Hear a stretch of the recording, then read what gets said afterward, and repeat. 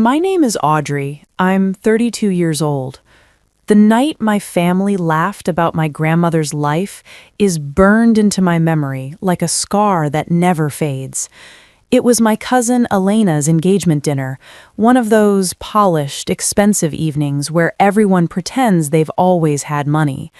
Crystal glasses clinked, soft piano music floated through the air, and every conversation sounded like a competition disguised as small talk. I remember sitting there, quiet, watching them, watching my aunts compare jewelry, my uncles debate investments, my cousins scroll through pictures of their luxury vacations, and then, somehow, the conversation turned to my grandmother. "My grandma was an army nurse," I said, without thinking too much about it. I wasn't trying to impress anyone, I just wanted to say something real in a room full of fake. There was a pause. Then my aunt gave a small, dismissive smile. "Army nurse? Really? No medals? No records? Nothing special?" Another voice joined in, laughing lightly. "Sounds like one of those stories people make up to feel better." I felt my chest tighten, but I didn't say anything. One of my cousins leaned back in his chair, swirling his drink. "So she served but ended up poor. That's kind of sad, isn't it?" And then someone said it, the line that stayed with me. "My grandma was an army nurse. No medals, no records. She lived poor, died the same way." They repeated it like it was a joke, like it was a punchline. Laughter followed. Not loud, not cruel in an obvious way, but enough. Enough to make it clear what they thought of her, what they thought of me.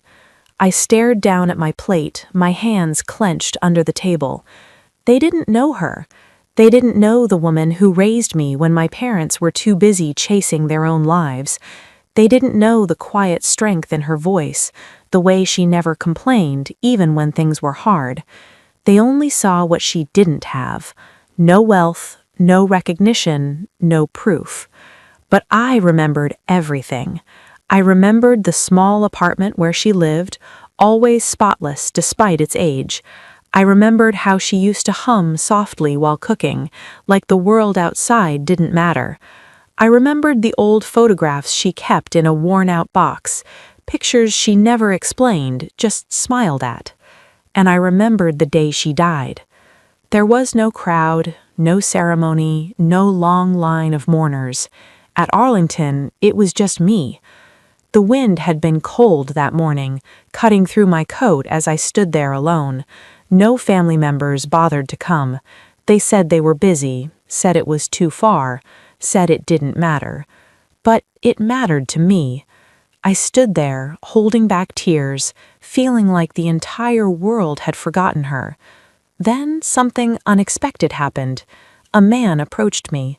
His presence was quiet but commanding. He wore his uniform like it carried history itself. A 4-star general walked up. I remember blinking, unsure if I was imagining it. He looked at me, really looked at me, and then he did something that caught me completely off guard. He shook my hand. There was respect in his eyes, real respect, the kind I hadn't seen all day. He said, "Fly to Geneva." I didn't understand. I must have looked confused because he leaned in slightly, his voice lowering just enough to feel personal. "Give them your grandmother's name. They'll understand." And then he stepped back, gave me a nod, and walked away like nothing had happened. I stood there frozen, my heart racing. Geneva? What was in Geneva? Why my grandmother's name? I looked down at the grave again, at the simple marker that didn't say nearly enough about who she was. For a moment, everything felt heavier. Her silence, her past, all the things she never told me. That night at the engagement dinner, while my family laughed, I finally realized something. They thought they knew the whole story. They thought her life was small. But deep down, I knew they were missing something. And for the first time, I started to wonder just how much. I didn't sleep that night. The words kept echoing in my head like they were trying to unlock something I wasn't ready to face. Fly to Geneva. Give them your grandmother's name. They'll understand. By morning, I had already made the decision. I booked the flight without telling anyone. Not my family, not my friends, no one. If there was even a chance that my grandmother's life was more than what everyone believed, I had to find out. Geneva felt different the moment I landed. Quiet, precise, like a place where secrets could exist in plain sight and no one would question them. I followed the only clue I had. A name. Her name. The address I found after hours of digging led me to a private institution, nothing flashy, just a clean, modern building with security that felt deliberate. Not aggressive, but controlled, like they knew exactly who belonged and who didn't.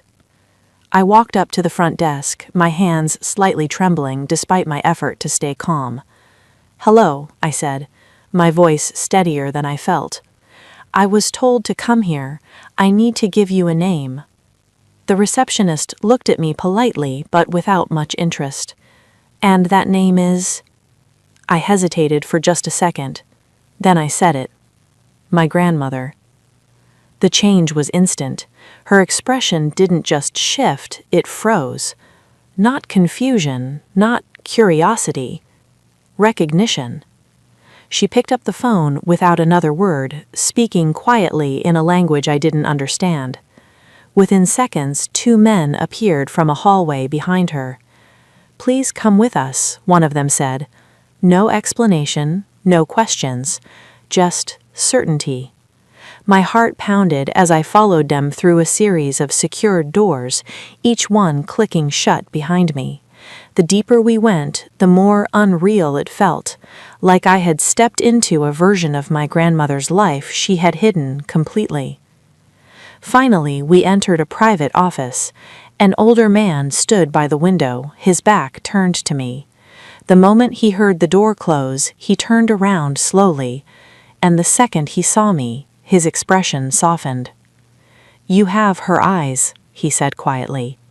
I couldn't speak. He gestured for me to sit, but I stayed standing. "I don't understand what's happening," I admitted.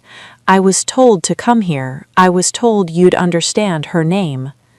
He studied me for a long moment, then nodded. "Yes," he said, "we do." He walked over to a secure drawer, opened it, and pulled out a file, thick, aged, handled many times over the years. "Your grandmother," he continued, "was not just an army nurse." My breath caught. She was one of the most important field operatives we ever had. The room felt smaller. She worked in places where records were never meant to exist, war zones that were politically invisible, situations where saving lives required more than medicine. I shook my head slightly, trying to process it. "But there's nothing, no medals, no history?" "That was intentional," he interrupted gently. "Her work could never be public. Recognition would have put lives at risk, even years later. Everything my family had mocked, everything they thought was nothing, was suddenly something else entirely. Something bigger." "She chose to live quietly after she retired," he added. "We offered her wealth, protection, a different life." "And she refused?" I asked softly.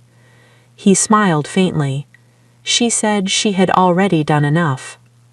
My throat tightened. He slid the file across the desk toward me. "And now," he said, "we honor her the way she allowed us to." Inside the file were documents, photographs, sealed records, and one final page. A trust. I stared at the number, reading it twice just to be sure I wasn't imagining it. $12 million. My hands went cold. "She left this in our care," he explained, with strict instructions. "It was never about money for her, but she wanted you to have a choice, a future without limits."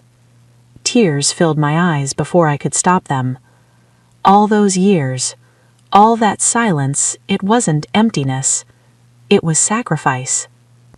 Days later, I sat across from my family again.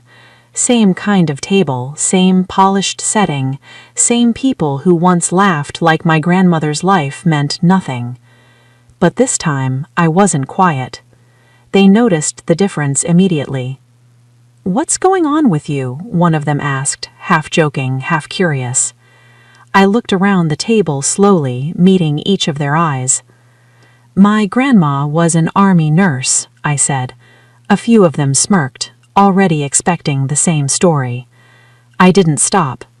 No medals, no records. Silence started creeping in. She lived poor, died the same way. Now they were listening. At Arlington, it was just me. Then a 4-star general walked up. He shook my hand. No one moved. "Fly to Geneva," he said.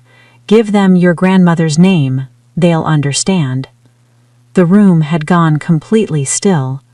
I leaned forward slightly, my voice calm but unshakable. They understood. I let that sit for a moment. Then I added, "And so will you." No laughter this time. No smirks. Just silence, heavy and uncomfortable. Because now they finally realized something they should have known all along. Value isn't always visible, and the people you underestimate the most sometimes carry the greatest stories.